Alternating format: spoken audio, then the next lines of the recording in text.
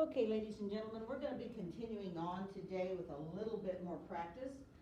You should have just finished this overview as to how a subject and a predicate work together. I'm going to be asking you to open up this document right here, GS6 Exercise 1, Subjects and Predicates. So have that pulled on up. I've got mine ready to go. And we're going to be looking at this top part first. Now, bear in mind that what we're going to be doing here today is just a continuation of instruction and practice. You will have an assignment yet to come.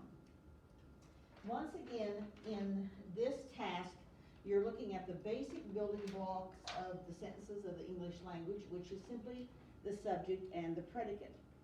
To make it even a little bit more confusing, the subject and predicate can be in a simple form, which are usually single words, or they can be in extended, the complete subject and the complete predicate. Either way, every sentence has those two parts, the subject and the predicate.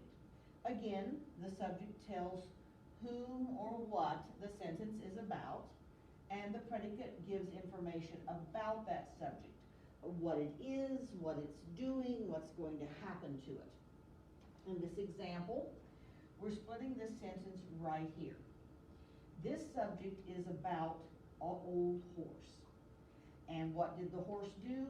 The horse stumbled. This would be the simple subject, and this would be the simple predicate. The simple subject is the main noun, and the simple predicate is the main verb. This entire side of the sentence is the complete subject. The entire side of this is the complete predicate. Now, we're going to move on down into this part of the exercise, and I'd like you to be ready to be marking on your paper as I mark on this example. We're going to be looking at a passage from your literature book from a story called Lob's Girl. And so these are going to be these sentences aren't going to be quite as simple as this. They're going to be a little bit more complex. And what we're going to be doing is dividing the sentence between the subject and the predicate, and then indicating the simple subject and the simple predicate. So, let me get mine ready to go. Okay, here is your paragraph right now. Push it up just a little bit more. Now, this is from the passage, and you are going to be drawing a vertical line between the subject and the predicate. So, basically, if there's your subject and here's your predicate, that vertical line is going to be right there. They waited in the green-floored corridor outside Sandy's room. The action happening is right here. They waited. That isn't a great exciting action, but it is an action. So that's going to be our main verb right there. Now, who is doing the waiting? Well, they are. In this case, the subject is a pronoun, or not just a noun. So this sentence is going to be divided right there. This is the simple subject. This is the simple predicate. The complete predicate would travel all the way down to here. The door was half shut, and that is simply the end of our sentence. Now, in this case, we don't have any action. We have a linking verb, was. Here's our linking verb, and what was half shut? The door. So we're going to divide our sentence right here. This would be the complete subject. This down to here would be the complete predicate. This is the simple subject, and this is the simple predicate right there. Bert and Jean were inside. Who were inside? Bert and Jean. Now watch out for this. The conjunction is a conjunction. So Bert is a subject, Jean is a subject, and what were Bert and Jean? They were inside. This is a linking verb telling us knowing their location, so our division is right here. Again, we have simple subject, simple predicate. These are the main nouns. This is the main verb. This complete predicate would go all the way down again. A nurse came out. Well, who came out of a door or something? A nurse did. So we have the simple verb, or excuse me, the simple predicate and the simple subject. We have the main noun here, we have the main verb here, and that would take care of that sentence. The white-coated man asked her something and she shook her head. This is going to be a lot more complex because this is a compound sentence. I'm going to take and draw my box right around this. The white-coated man asked her something could stand alone. That is a complete sentence in and of itself. And she shook her head. That is also a complete sentence. So this is a compound sentence being linked by a conjunction. In this case, the action is the asking. That's your main verb. And who did the asking? The man.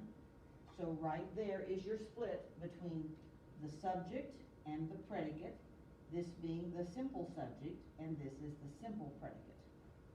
She shook her head. The action is shook. There's your main verb. Who did the shaking? Well, she did. So here is your main noun, or in this case, pronoun. So here's your simple subject and your simple predicate. Moving on to the next one. She had left the door ajar. Right here. Who had left the door ajar? She had, so our division would be right here. Sandy lay there. This is about as simple sentence as you can get. To lay there is the action, and who did the laying there? Sandy. Sandy lay there very flat under the covers, very still.